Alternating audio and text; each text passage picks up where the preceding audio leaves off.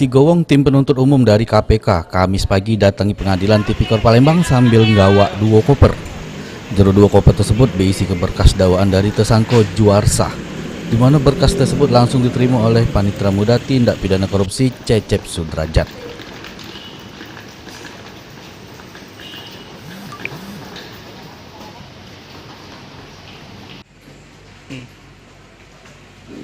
Menurut keterangan tim penuntut umum KPK, Bagus Dwi Arianto Untarage, aman berkas yang digawa ngerupa berkas kasus suap fee proyek di Muara Enim, pengembangan dari kasus terdahulu mantan Bupati Muara Enim Ahmad Yani.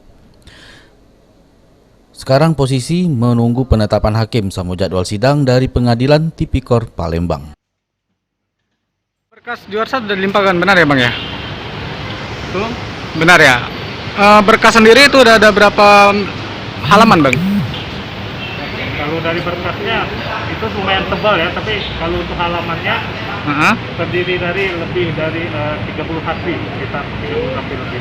Untuk tersangka sendiri saat ini belum ada dilimpahkan ke Palembang Bang ya?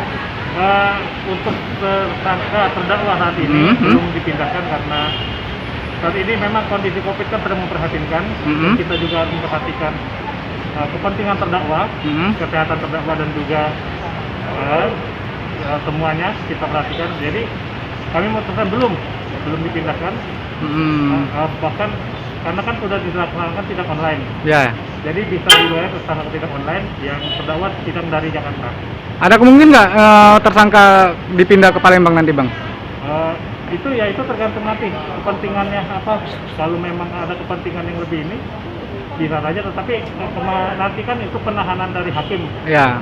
Tapi kalau untuk jaksa itu kami tetap tahan di KPK, rutan KPK. Berarti sekarang tinggal nunggu penetapan majelis saja Bang ya? Tinggal nunggu penetapan hakim karena sudah dilimpah ke PN Palembang.